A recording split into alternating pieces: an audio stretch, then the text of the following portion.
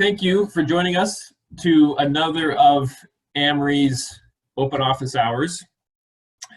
For those of you on the call who didn't join us the last couple of weeks or are not familiar with AMRII, AMRII is Accelerate Montana's Rural Innovation Initiative. And we are focused on supporting entrepreneurship, startups, innovation in rural Montana. And we do that in basically two main thrusts. One, direct coaching and support of folks like you all who are running businesses, starting businesses, have interesting ideas you want to try to get off the ground. And we can help with direct coaching as frequently and as often as you would like. That's really our role. And our services are free. We just ask that in between some of our meetings that you have some takeaway, some learning, and then when you come back, you share what that learning was, and then we can talk about next steps. The other main focus we have is to support the development of what's been called the entrepreneurial or small business ecosystem in rural Montana.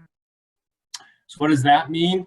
It really means, how do we support building the network of all of you to each other and to other resources like lenders, attorneys, accountants, other business coaches, the other economic development organizations in the state, which we have many very strong organizations in the state helping businesses across Montana. So we are working to develop and support that ecosystem.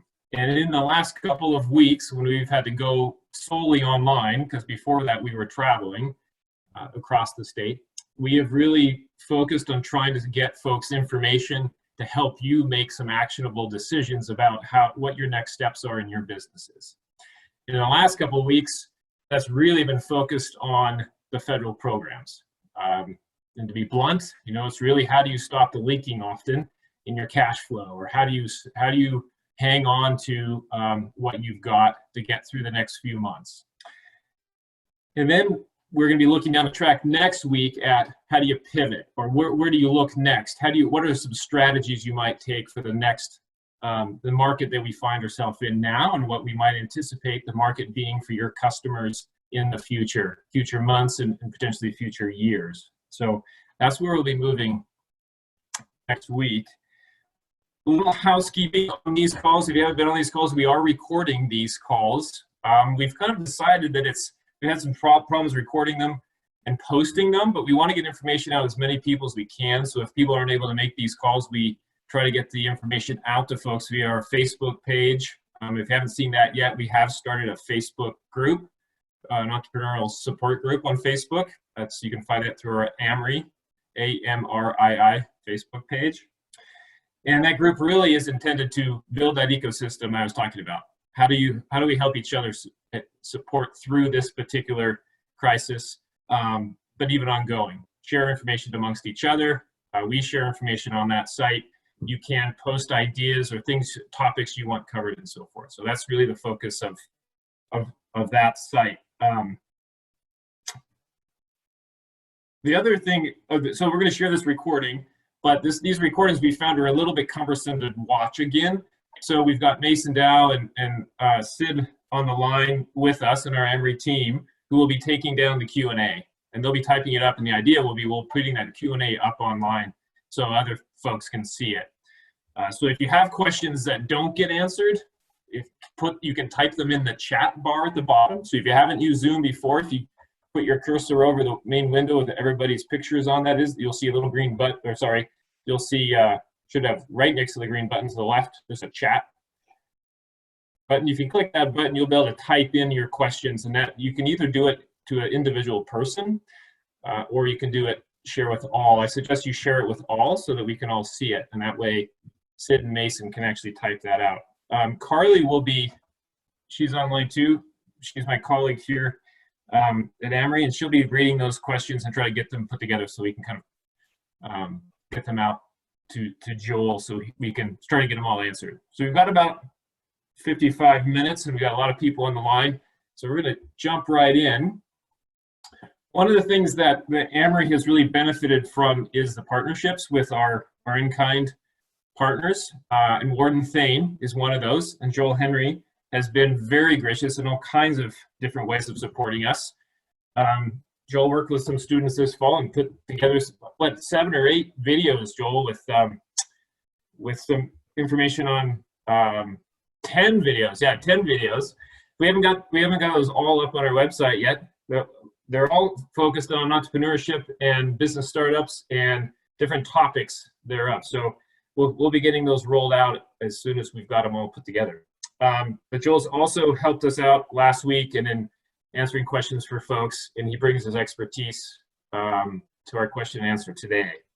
So today, really what our focus is to try to look at this question that we've seen come up time and time again in the last couple of weeks, which is, if I'm a self-employed person, I'm an entrepreneur that has an LLC, but I don't pay myself as a employee, but I take owner draws, or I bring income in some way, how might I navigate the federal programs? Because as many of you may know, there was a change in the CARES Act to unemployment rules to allow, quote unquote, gig workers and contractors and self-employed folks file for unemployment.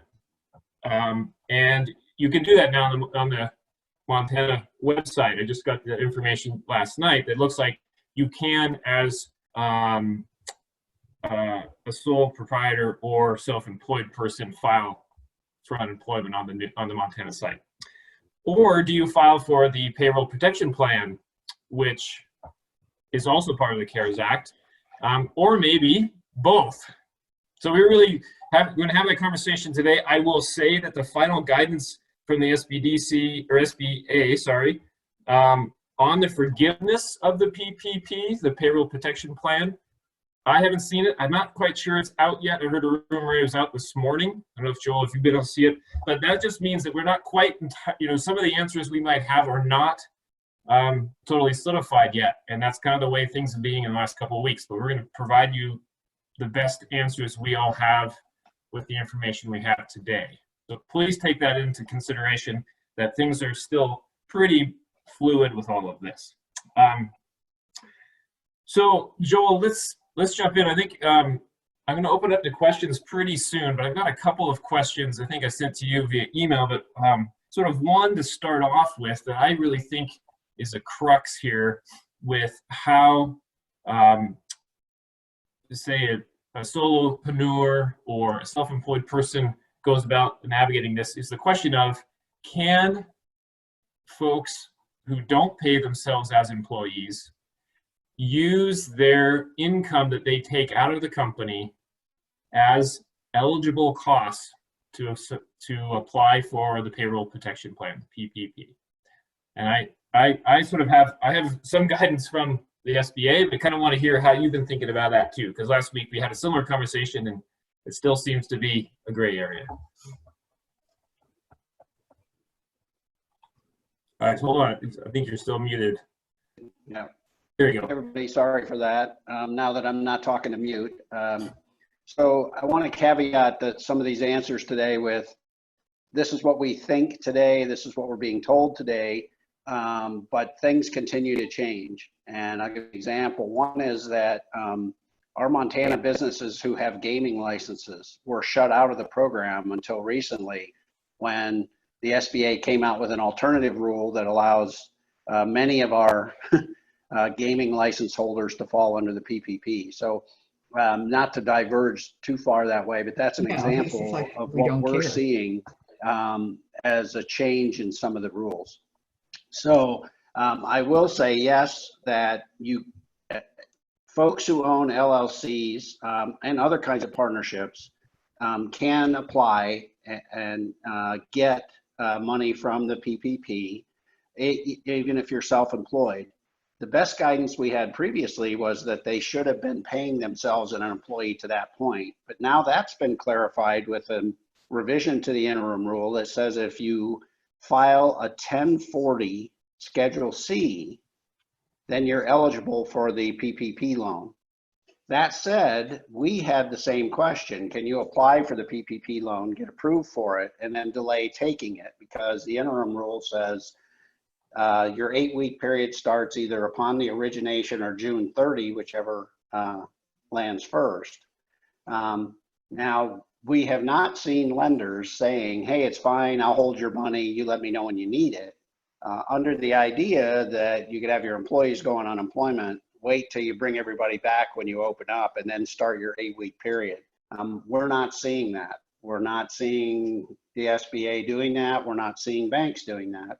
If someone else has seen that kind of thing or entered into that kind of arrangement, man, I would love to hear it, because the issue, which many of you small business owners know, is if you take the money when you can't open, you're going to pay your employees for sitting around doing nothing.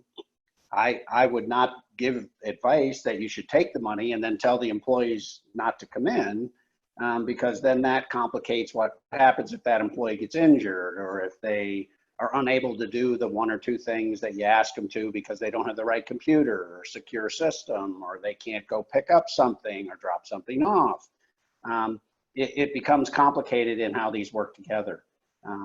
So I'm not sure, other than that's kind of a long-winded description, Carl, but that's what we're seeing. And we do know of folks who, once it was approved and the money went to the bank, the 8 weeks started at that particular time. That said, we're also struggling with the exact calculation of how much is forgiven. So let's say, for example, you borrow 2.5 times your 8-week payroll, just for example. And then you don't bring all your employees back, and you say to yourself, you know, self, I'm okay with that, because if I can't get that all forgiven, I like 1% interest at 2 years, which is the fixed terms. You still have to be careful. There's a reduction in what you can have forgiven, but you still have to spend 75% of that money on payroll. So if you only brought back a portion of your folks and you're still looking for the lease and the interest and the insurance, you know, portions of the forgiveness, you may run afoul of the 75% rule. And so we're still struggling to figure out what that means. And in fact, Jory, who was on the call last week, and I have actually had a kind of an interesting ongoing conversation about that, to which I think both of us would admit we may not see it the same way, but we also both have holes in the way that we see it. So we're hoping to get that. We're hoping to get some clarification. So Carl, did I hit the points, or points you didn't ask? Or yeah, I think, well, that's really interesting. So I realized I got to step back a bit. So I don't know, you know, everybody's on the call. To clarify, when we talk about 8 weeks, we've been sort of embroiled in this for the last few weeks. So we want to throw out these terms. So let me back up a little bit and say that, and Joel, correct me if I'm wrong here.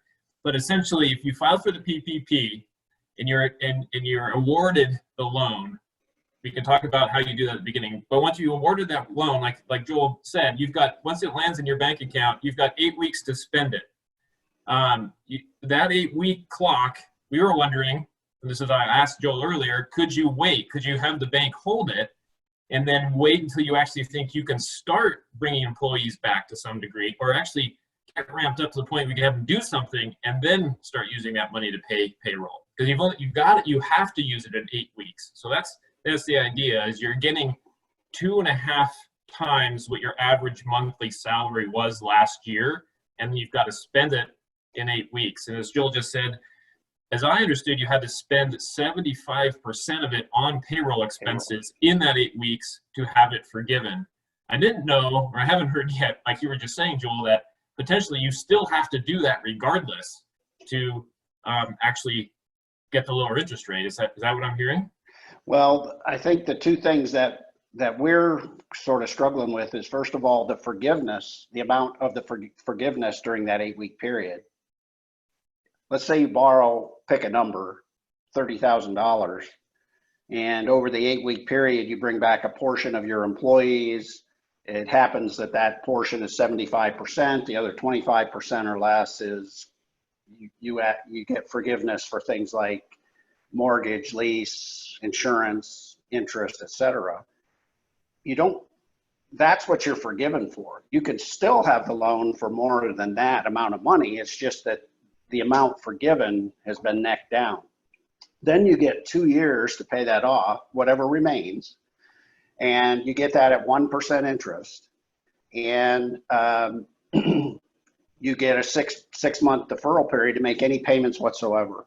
So I have been advising folks, if you take the money, you should run your business in the smartest way you can, understanding that you shouldn't be wasting the money just trying to get it forgiven, because all you're then, in a way, maybe another way to look at that is you're basically, you're paying the unemployment instead of unemployment. But you do have to be careful, because you can't spend the PPP money on certain things. And so you have to be careful of that. For example, you can't say, okay, I want 2.5 times my payroll, take the money and then do a capital improvement like build a drive-through window that you didn't have before. So again, not to be too lawyerish, but the answer sort of depends. But also remember that you have that 8-week period. What you spend that meets the criteria will be forgiven. If you borrowed more money than that, it's okay. It's a loan. It's 2% or it's 1% for 2 years with a 6-month deferral. That's pretty good terms, as long as you stay within the boundaries. Maybe that's a better way to look at this, rather than just, I want to get free money to pay my employees for eight weeks. That might not be the best way to view the program. The better way would be, here's how I can get some money. Some of it I can get forgiven if I need, if it fits my business plan. Otherwise, 1% for 2 years with a 6-month deferral, that's a pretty good deal. That fits my business. I'm going to do that. That makes sense, Carl? Yeah, I think it does to me. Carly, are you seeing any questions coming in that you want to jump in with? Yeah, a few questions have come in. First, there's a statement by Sarah Hudson from SMDC in Lewistown. She had said that my understanding is self-employed do qualify for the PPP even if they do not pay themselves a wage. They use their net profit to calculate the amount they can borrow, take the net profit divided by 12 and multiply that by 2.5. This will be calculated on net profit up to $100,000. Is that your understanding? That's my understanding. Again, the guidance we had probably 10 days ago was that you have to be running your pay through your payroll, but that I believe has changed. But again, in the latest interim final rule, it does say 1040 Schedule C. So I would say to Sarah, we probably want to make sure that that's the case, but everything I see on her chat is my understanding aligns with that, up to the 100 grand, and she's exactly right. Now that could be prorated. That is prorated over the 8-week period, but that's fine. Yeah. So the next question comes from Kathleen. How does the PP work for self-employed if you do not have employees? Do you use 75% to pay yourself? Can you use it to pay healthcare insurance? You can use that to pay yourself, and you can use it. Let me think about this a minute. You can pay for some kinds of insurance and not others. So if it's in your normal payroll, you can use it for that. What you can't use it for example, are things like business insurance or key person insurance or some of those kinds of things. So my understanding is yes, you can do that for the self-employed, again, if you meet the criteria of either going through payroll or using Schedule C, and using healthcare insurance, if it's a normal deduction out of your pay or something, I think you can do that. I would want to check with my colleague Jory, who's she lives in the mountains. She can't always get with us, but I'd probably want to check with her on that, because that sounds kind of unique. I know other folks have been able to include health insurance because they offer it to their employees and it's a normal part of the payroll deduction. This would be a little different. I'd want to make sure of that. So I'll have to kick that down the road and answer by email or something. Thanks, Carly. Okay. Yeah, we're going to have a document that has all the questions and answers, so we can just add that to that document. Okay. Yep. So next question from Matt Harrington. How will they penalize you if you use it for capital improvements? And that question, even though it's kind of specific, it does lead to a bigger issue. So this is both challenging and troubling. So first of all, to apply for the PPP, basically the applicant makes certifications when they submit the loan. Some of the conflict at the beginning and getting this rolling out was the banks wanted to be held harmless. Legal term, but in our terms, it's like the SBA is not going to come back and say it's the bank's fault. So in an effort to move this out quickly, the certifications on the PPP application are made by the applicant and the bank is held harmless. So what would happen if you used it for that? I can't answer that clearly. Clearly, you would be in violation.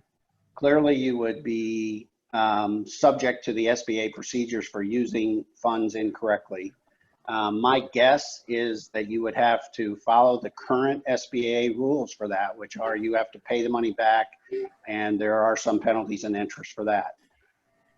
That said, the number of people getting these loans just in Montana is astounding. I saw something in the paper this morning. It was like, I don't 10,000, 11,000 loans are given out or something for I think it was just a little shy of 1.3 billion. I think anybody with any intelligence at all would say to themselves, how in the heck are we going to police this, right? But there probably is a process that the SBA will put in place, and somebody would have to pay the money back with interest and perhaps with a penalty. I don't think they're going to come after you and drag you to court unless you thumb your nose at them. Joel, but following on to that, I mean, the triple P, the PPP program has a 1% interest rate, so that'd be a great program if you did use it for capital improvements, even though that's counter to the guidance. But the EIDL, so the SBA's first loan product would be the thing you'd want to use for that. Is that correct?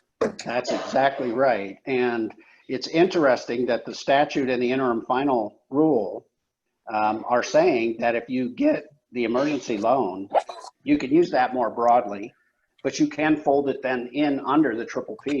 So, but I would say to you, I have read exactly 0 words about how you do that.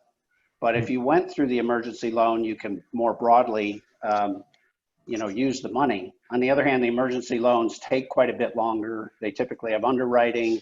They may require a personal guarantee and some other things that the triple P doesn't, but you could get the money in theory, you can get it, use it for more broad purposes, fold it under the triple P, and take advantage of the 1% over 2 years. So Carl, you're right. There is an opportunity there to do that. I don't know how we do that, because I think right now it's just getting through the initial program and getting the money out the door. It's also interesting that I think, as I mentioned last week, those emergency loans, you can get $10,000 pretty quickly. You don't have to pay it back if you don't get the loan for reasons other than you weren't qualified or you falsified information or something. So somebody can literally get the 10K in their hand pretty quickly. Yeah, so speaking of that, so just to put a little context around what Joel's speaking about there. So with the emergency loans, what's referred to as the EIDL loans, you can get an advance up to $10,000. We've heard recently from the SBA that they're limiting that to $1,000 per person. Are you hearing the same, Joel? That so if you're a single self-employed or single entrepreneur in this, that if you apply for that advance, they may only give you $1,000 for yourself, and maybe you get multiple in place. So I don't know if you had people successfully getting more than that. Well, I did, but that's because I had folks who were applying for the EID, the emergency loan, the EIDL loan, literally a month ago, like mid-March.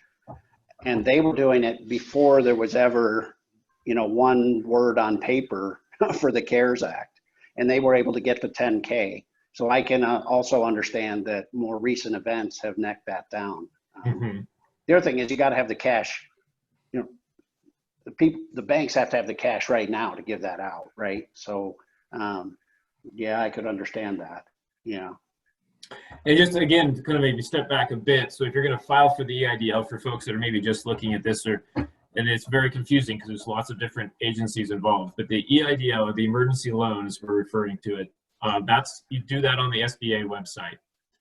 If you are interested in the PPP, so the Payroll Protection Plan, which was a part of the CARES Act, which came after the EIDL, you have to go to your lender, or specifically a lender who is certified to supply SBA loans. Now, as I understand it, all the banks in Montana are certified, and at least last time I checked a week ago, 8 credit unions are as well. But there was a lot of work to try to get more lenders on as certified. So if you are not sure, definitely call your lender. It's one of the advice. We talked to a lender last week, sort of double checking. We just send people your direction. Is that the right advice? And they confirmed that yes, send people to their lender. If they have a hard time there, or the lender, in some cases, we've heard said, hey, we're swamped, we can't do anymore. Highly encourage you to go to another lender and find somewhere else that may have some capacity to help you, because to do the PPP and get some of the details ironed out, really your lenders or a lender is the place to go, because they finally are the ones that will send in the application for you.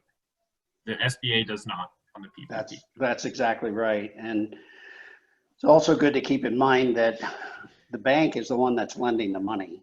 The government is the one who's guaranteeing it 100% on the PPPs. So, you know, the bank has to have the money to lend to be able to do this. So we'll see. Yeah, a few more questions are coming into the chat box. If you're ready for. Sure, go for it. Cool. So apparently SBA, this is from Sarah Hudson again. Apparently SBA has increased the advance from $10,000 to $15,000, but I'm not sure if the calculation $1,000 per employee has been relaxed. Yeah, and I can't offer any newer information on that. I have been probably 95% working with clients on getting the PPP, and only had a few go for the emergency loan, and they did that early. So I can't comment on that. I think that'd be good. I send out a couple emails this afternoon and see if I can get an update. But Sarah, I appreciate that input. Again, things continue to change, and I'm getting information from colleagues, banks, all over, trying to keep up with how we're doing this. And I want to make sure that I wasn't terribly clear that I wasn't actually saying that the EIDL loans were only $1,000 per person, but actually that the advance, only the advanced part. Oh, so you right. file for the EIDL loan for as much as you're going to apply for. And then in that process, you can ask for an advance, which basically says, I want some money right now, or I want it, you're pushing out the door. And that part, in some cases, could be forgiven. What we were hearing is they were limiting that to $1,000 per employee, up to $10,000. Mm-hmm. That's more recent. So again, I would ask for the amount you think you need, whether it's the full 10K, but just be aware that you may be limited to getting $1,000 per employee on the advance only advance part only. I want to just clarify that. Okay. So Carl and Joel, we have a question here again from Sarah. She asks, when we receive the loan, how/what do we need to document to show how we are spending it, and who gets that information? Okay. And so this would be documenting, first of all, to get the forgiveness. So typically your payroll documentation, when you run payroll through whatever piece of software you happen to run, can generate that report. You can also look then to say, when did you pay a lease? When did you pay insurance? You should be able to pull out the interest you're paying on any loans to include. So that's the kind of documentation. Most of my clients have businesses with employees, so it's easy for them to pull out the payroll pretty quickly. And then easy to select certain payments that they also want to include. But that's the kind of documentation you'll need. Now, where it goes, I'm guessing it's going to go to the SBA, and the SBA then will review that documentation and determine your forgiveness amount. Whether your bank sees it or not, I'm not entirely sure, but the SBA has kept the power. They're going to make the decision on the forgiveness. So that's a great question. Another question here from Paula. Can you pay credit cards off with it, as a self-employed person? And I think the answer to that depends. It depends on what's on the credit card and what you're paying. So if you're paying, for example, your lease on your credit card, the answer is yes. If you're paying interest, or if you're paying interest on an acceptable debt, yes, you take the interest part off of it. It won't handle things like travel. It's not for buying supplies for your business. So the answer would be, you know, how you pay it, whether it's with a credit card or not, it's more what you're paying than how you pay it. I would also be very careful if your credit card comes prior to the date you received the PPP loan, and you're trying to get that forgiven. It may not be within that 8-week window. So you'd have to be very careful about that as well. Let me jump in, Carly. Just got a message from our colleague Morgan Slumberger here at UM, just saying that she's posted in the chat. If everybody's want to take a look, we've got a link there for a new program that was just launched a week ago. It's a economic support group called BEAR, powered by UM, and we have a whole team of people behind that. If you send a message in there, that can help triage your questions, and we'll get back to you. We've got the SBA folks here regionally, and we're partnering with Missoula Economic Partnership on that. So take a look at that link. If you have more questions or you want some individual consulting, you can definitely go through there. I will also post up my email at the end of this in the chat, and you're welcome to send me an email directly if you're looking for individual coaching or questions to be answered. So that's another way. You also can go to our Facebook page and message us there. So just a little way that people can stay connected. Okay. So next question from Matt Harrington. Is the PPP applicable for ag businesses that are run by sole proprietorships? And I think the answer to that question is yes. Of course, you still have to follow the PPP loan, the process and the guidelines. But yes, sole proprietorships are included in that legislation and the interim final rule. So yes, you can. Yep. How are we doing, Carly? If you have a lot more, let's keep going. I was gonna just move into unemployment next. We do have a lot more.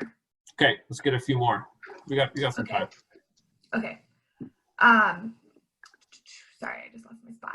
I'm looking down at Nathan's. Could maybe we hit that one? If you're self-employed, do you have to show you lost money? Is that okay, Carly? Yeah, go for it. Not to jump in front of you.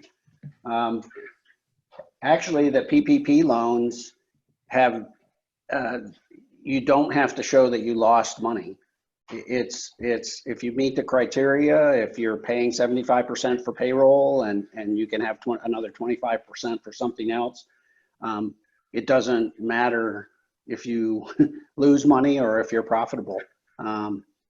So I mean, that sounds kind of crazy, but that's what it's supposed to be. Now you're supposed to be impacted by the virus, but if you're making money, that does not exclude you. And you also can't get forgiveness for whatever your losses were during that period of time. That's not factored in either. Joel, on that point, could you elaborate a little bit more on how you, or if you need to document impact from COVID-19, just generally? Yeah, and I think generally speaking, the impact bar is pretty low. So if you have to say, have people work from home, if you have to have them do their work differently, if they come in at different hours, if their productivity goes down because they have to wear masks or shields, gloves, things like that, I think then you just document that by holding on to your communications. I wouldn't say you got to, go put out a new policy every few days to do that. I think you can just document that. Because I literally have a client who's still working away. They manufacture goods that are used in hospitals and urgent cares. And they are able to get some assistance with the PPP loan because their productivity's gone down because they have to wear the equipment. They have to stay six feet apart. They can only work partial shifts at a time and their productivity's gone down. I can't say for sure, but I doubt they're losing money, but they're certainly impacted on it. That's a great question, Mason. Yep. So another question from Greg. My email from SBA said the EIDL is based on the number of employees prior to January 31st. That doesn't include a sole P who has no employees. Are you seeing sole Ps get $1,000 under the EIDL? Yeah. Hey, Greg. Long time no see, but I hope you're doing okay. I have not, my only client who got the advance was, they got all 10,000. They got it mid last month before the CARES Act came out. I do think the landscape has changed. So I have not seen any sole proprietors get the 1,000. So that's a good question, but I haven't seen that. No. Another question from Josh Wheel. As an independent contractor, can I use the PPP loan to pay myself part-time while receiving unemployment assistance and continue to receive unemployment assistance, specifically the 600 kicker? Okay, so That's a great segue. Yeah, perfect. Good job, Carly, and thanks, Josh, for that question. So, the answer to that question in my mind is, Josh, if you were my client, I would say you certainly can use the PPP loan. You would be working part-time, so that would reduce the amount that you can get forgiven. And that's just not for you. That would be people who had employees too, right? If you can't bring all your employees back, but you only bring a part back, there's a formula for which, again, Jory and I are trying to figure out. And I have a PhD in computer science, so I've seen a little bit of math. We're still trying to figure this out. But I would say to you, Josh, that you can do that. You'd want to make sure that you document and kind of understand the amount of forgiveness that will be reduced. And also, again, I keep coming back to this because I think it's so important. Make sure that the part you're looking to have forgiven is, in fact, 75% of that forgivable part. 75% of it is payroll. And that would be my first worry for you or someone in that situation, is they reduce their payroll. That doesn't reduce their lease or their insurance, generally speaking, or their interest. Suddenly that becomes a bigger part as opposed to the payroll. So again, I try to keep those kinds of things in mind. Even if you can't get all of your part-time pay forgiven, you could still probably get a significant portion of it. And as long as it fits your business model and it makes sense for you to carry the rest forward at 1% for 2 years with a 6-month deferral, that might not be a bad strategy. The one thing I would say is if you do get the PPP loan, there are some tax credits on the employment side that you can't also get. So you can't obviously take the PPP loan, get that forgiven, and then go back and try to take tax credits and get sort of a double bonus. And Josh, I'm not accusing you or anyone else of doing that, but it's something to keep in mind. And that's one of the first things this really, really bright CPA I work with in Bozeman brought to our attention. Because, you know, there are 2 other parts of this PPP, right? You can get some tax credits for 50% of certain payroll taxes. So that basically allows you to reduce your payroll tax. It's not completely forgiven. And secondly, you can defer an employer's Social Security contributions all the way until next December, meaning December of 2021 for half of it and December of 2022 for another half. That can be really valuable if you've got 20 or 30 employees and you're paying them, you have a portion of Social Security. On the other hand, the downside is that you want to keep that on your radar screen as a business, right? Because when that ends, you're going to start, you got to pay again. So you could have a pretty big hit on that Social Security amount if you have 20 or 30 employees. Even if you pay 50% of it, that's going to hit you at the end of next year and the year after. So again, not a bad thing, but something you'd want to keep on your radar screen, that's not going to be your normal monthly expense come December 2021 if you take that benefit. Again, sorry to run off in another direction, but these CARES has all kinds of stuff that does all kinds of this, and it also has some other stuff that's doing some of this. So we're working on it, figuring it out. So another kind of related question to that from Kim. So with PPP as a solarpreneur, say I get $10,000 and I pay myself 100% of that by taking a drop, transferring it to my personal account. Then how can they determine how I use my personal funds, whether at a grocery store or by adding capital to my business? Oh, that's a good question. That's a really good question. Again, not knowing exactly what form, what assertions, or what documentation you have to put forward there. My guess would be that they would not want to dig through your documents, but instead they're going to have you make assertions that the money you took for payroll or your draw was in line with the monies you've taken before and you used for your expenses. If you took it and then took a portion of it and reinvested it back in to your business, that certainly will miss the spirit of it. Again, Kim, I'm not accusing you or anyone else of doing that. I'm guessing you'll probably have to make an assertion that says you didn't do something like that, right? So, yeah, that's a really good question. And I think it's how much detail they're going to go into to get the documentation if they suspect that. Yeah, that's a good question. I'm sorry I don't have a black and white answer. Us lawyers do our best, but.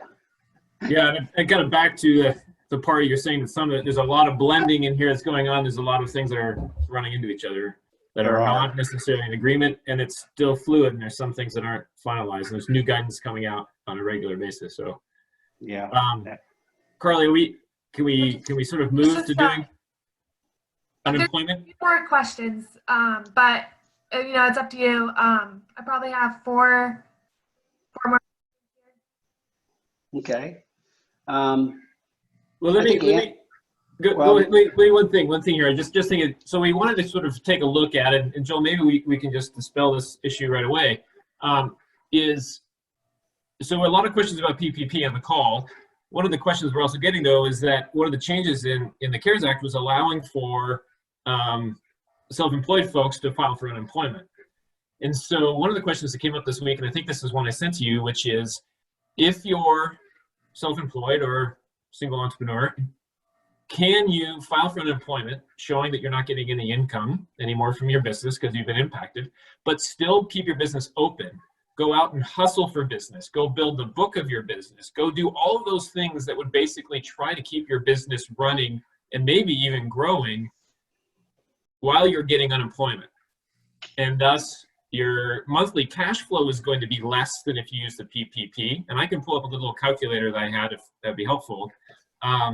But your overall long-term money income would actually be higher using the 28 weeks of unemployment with the 600 bonus. So I'm kind of wondering how much activity can you continue to do as a sole proprietor on your business if you file for unemployment? And I know this isn't necessarily your area, so appreciate it. Yeah. This is kind of Jory's area, but I feel pretty good given some general guidance about this. And again, what I would say to you is, to anybody on the call, anybody on this Zoom meeting, is I'll give you some general guidance and then think about how that applies to you. And then you should probably talk to legal, to somebody about your specific instance. So here's what I would say to you. If you're a sole proprietor, or, if you have an LLC and you're the only member, whatever, and you do file and you're approved and you get the unemployment, you start receiving it. If you, while receiving it, are performing tasks, if you're doing what you would consider part of your job on a normal basis, then in fact you're likely violating the unemployment. On the other hand, if you start doing things that you don't normally sort of do, or you normally do but do not count as part of your job. So you go to 1 million cups and interface and network. You answer emails on your website, or you have informal conversations about what your business does or something. That's fine. If you cross the line though, and you start directly soliciting or sending out proposals, things that you would normally do as part of your business, then that's going to constitute work. I mean, that's working for the business. So I would be very, very careful about that. I mean, it's one thing if you are a sole proprietor and you make, dog biscuits or something, right? And you can't make them anymore. Clearly, if you spent 90% of your time making dog biscuits and you can't do that, that is true. But if part of your business was soliciting business, sending out proposals and things of that nature, And I think you got to be really, really careful about that, because you know, and the way to do it is to kind of look. If you were employed by business X and you had a job and they told you, you know, you're furloughed, you can't go to that business, you can't perform that job, but you still talk to your friends and family. You still go to well, not now, maybe virtual events or something, but that I'd be very, very careful about that. And clearly, if you're generating revenue that wasn't earned prior to filing your unemployment, you know, unless it's under a contract for which, you know, something is, your lawn care continues, but they're paying it over a 3-month period, even though you did it before you file for unemployment. I mean, these are things that are probably fine. But I would say a significant red flag is if you're still doing things that you normally do and you're gaining revenue from that for your business while you're collecting unemployment. But you know, we don't have guidance. I don't know how how are they gonna do that, right? I mean, Joel, could you elaborate a little bit? Maybe are there, maybe this isn't out yet, but are there specific penalties for if that is the case for either sole proprietors or just even generally people who file for unemployment if they do cross that line into, you know, doing more formal work for their now once shuttered or once business. Active but now shuttered business? Yeah. Yeah, and I think that's a great question. So right now, to my knowledge, none of the legislation or the rules do anything but direct you to either SBA or unemployment law violations as they exist today. Now, when I go look at those regulations, which I spent a good number of hours looking at SBA regulations because I was very concerned about some parts of it. So that's how nerdy I am, right? Like after this came out, I was reading this thing. Some of those don't fit very well with these new things. Like, how do you check on a sole proprietor?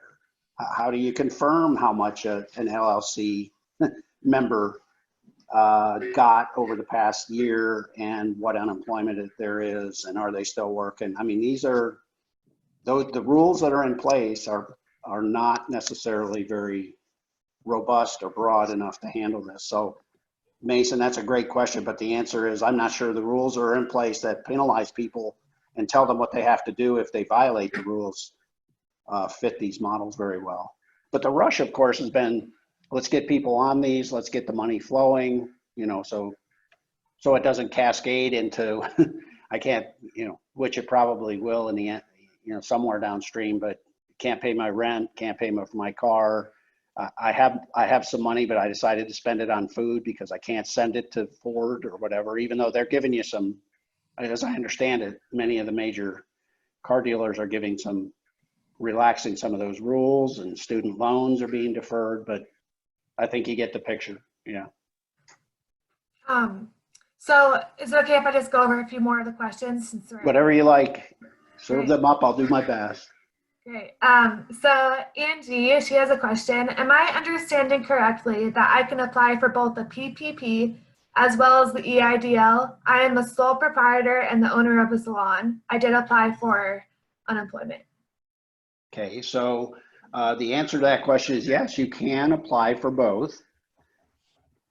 The more detailed answer is that you can't include in both of them the same expense. You can't double dip them, and you can't hedge your bets by saying I'm going to apply for everything I can in both of them, and if I get them, then I'll knock some things out. You literally they have to fit together and not overlap in any of the expenses, but you could definitely get them. And I do think that it makes sense to apply for both for some businesses to do that, okay? Because there are some things you can't do with the PPP that you can do with the EIDL, and they probably fit those businesses.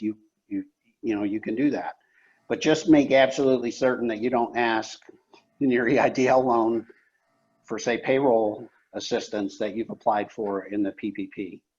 Okay.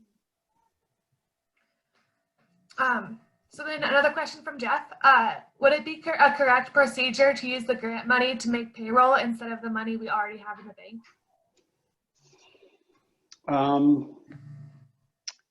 And I think the answer to that question is sort of like not yes or no. So let's say you've got X dollars in the bank, you apply for a PPP, and Y dollars come in the bank.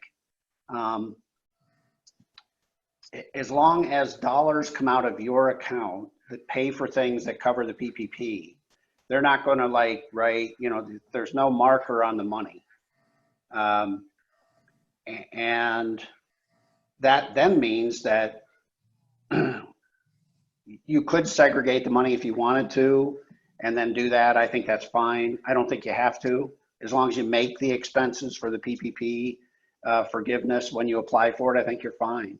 But if it makes it easier to do that, if you think that's cleaner, that's fine. But I have seen every single one of my clients who've gotten PPPs, the money just goes right in their account with whatever money they had in there, and then their focus is on how they're going to spend it versus the forgiveness and what makes sense for their business. So I think that's up to you. You don't have to segregate the money. I think as long as you spend it the way the PPP intends, you're fine.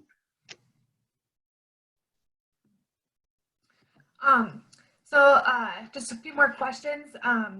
Raphael says, sorry, I was late. My main concern was question 1. If you wouldn't mind reviewing suggestions of means of proceeding as a single member LLC with no recorded payroll for employees. Okay.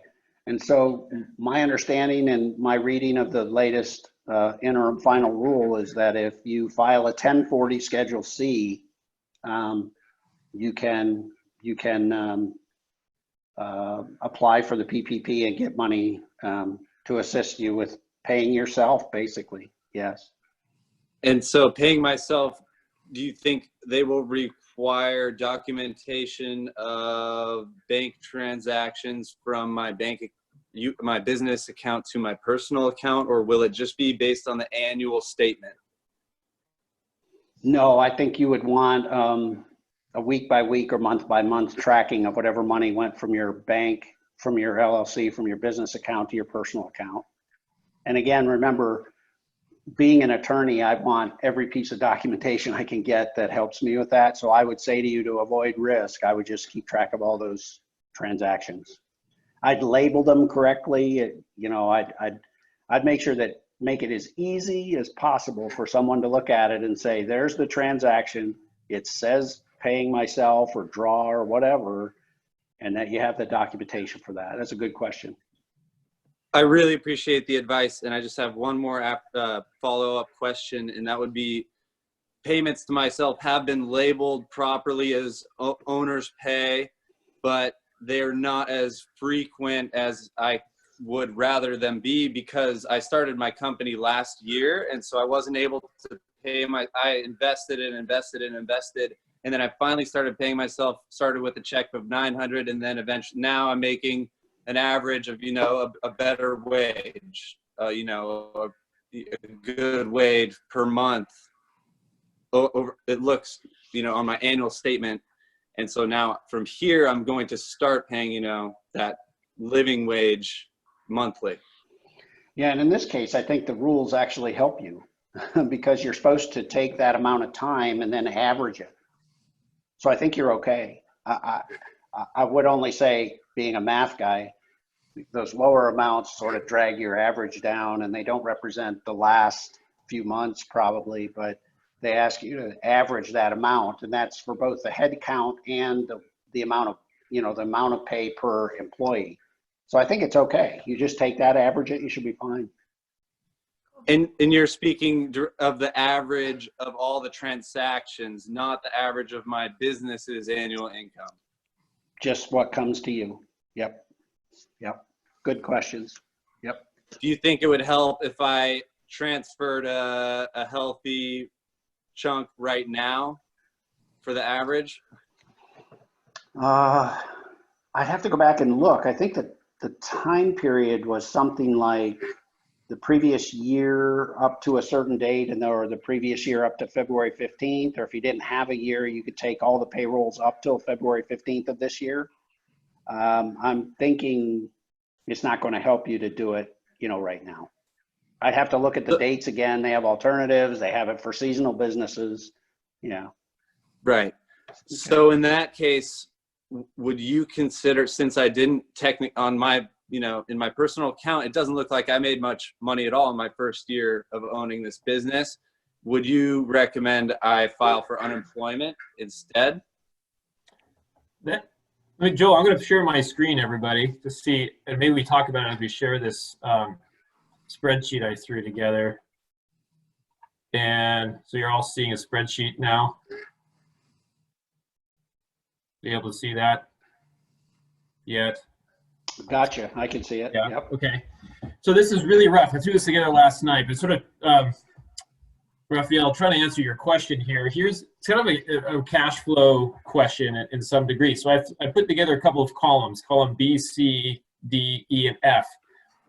So $12,000 a year on average is column 1, example 1. And the PPP loan calculation, which I got from the SBA, sorry, is sort of in the top part there.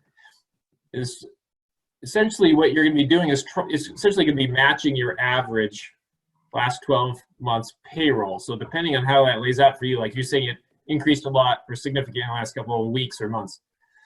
So you do that calculation there in terms of 2.5 over your 12-month average.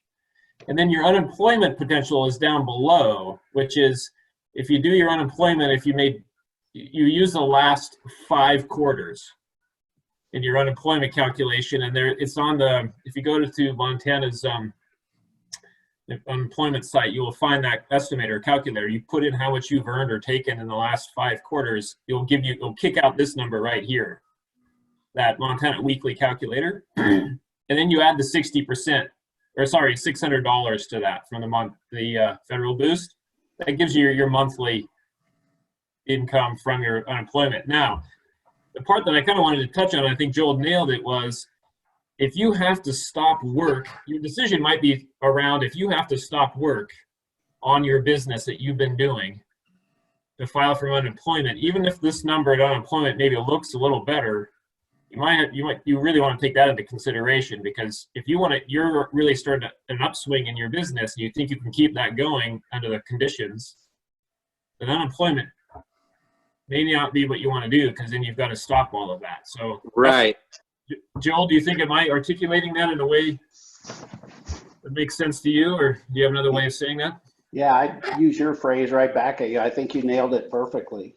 I think that's exactly right. And this is why I've sort of switched the way I look at this, and I'm encouraging others to look at it. It might be called the Paycheck Protection Program, but what we really should do is think of this as, how do I best run my business? How much money should I apply for?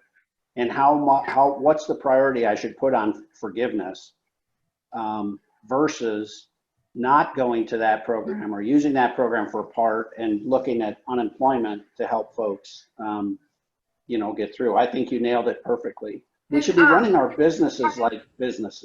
I have running them. Pardon get some the free interruption.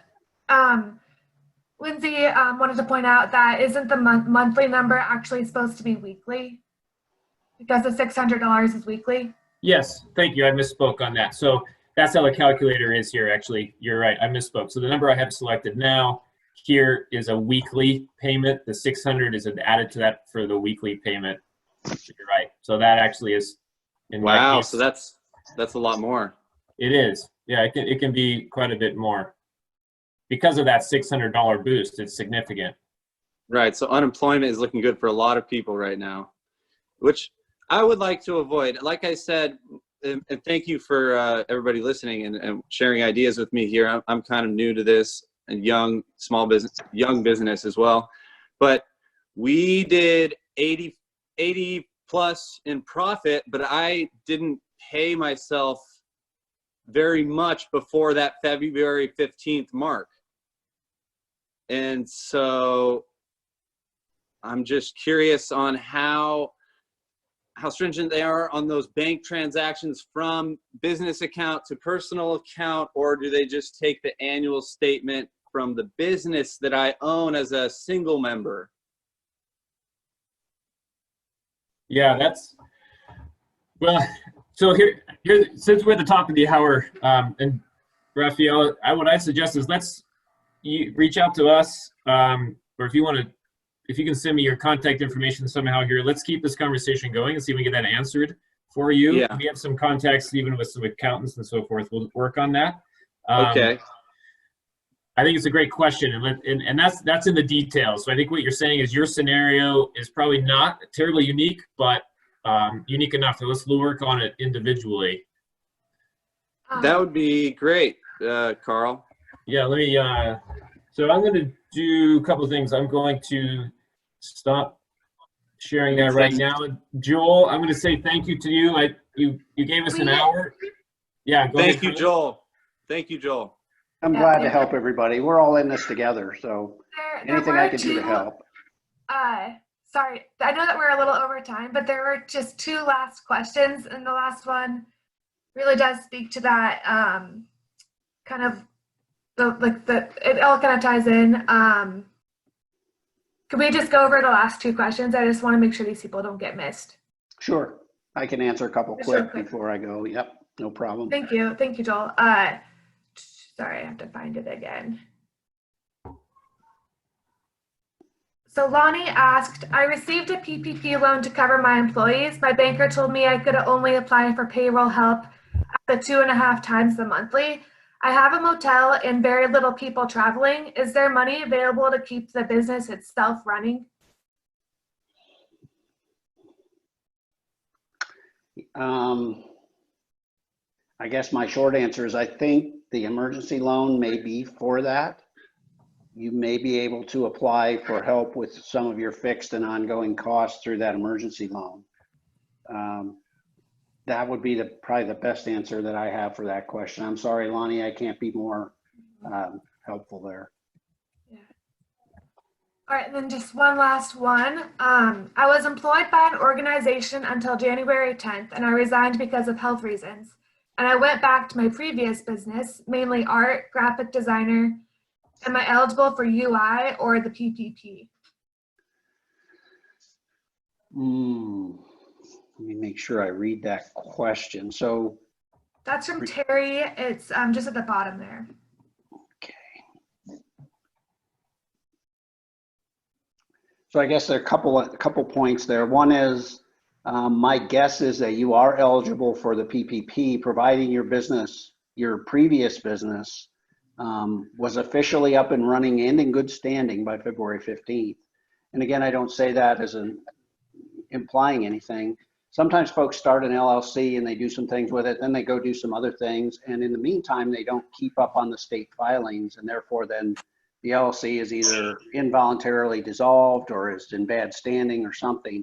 If you weren't in good standing and established by February 15th, you're just basically out of luck. And we've been working very, very hard with folks who bought businesses after the 15th and continued to run them just as they were run before. And we're just having a difficult time as a legal profession getting over that hurdle. In terms of unemployment, I would say, again, as long as the business was running and you have some evidence that you were paying yourself, again, either through payroll or would be through a Schedule C, then I think you can apply for unemployment insurance. Okay. Thanks, Joel. Thank you very much for staying long and answering all those questions. Really appreciate your support here, and yeah, you're making a huge difference. Really helping us out. I'm happy to do so, and glad to field a few questions by email afterward. This was a lot of fun, Carl. Thanks, and to Kaylee and Mason and others for setting it up. Okay. I hope I can be of some help. It's a tough time for all of us, at least. And I hate to say it this way, but I've got to put some of my time into helping folks around me, or there won't be any folks around me in another few months. So everybody hang in there. Yeah, exactly. Okay. Thanks again, Joel. Take care.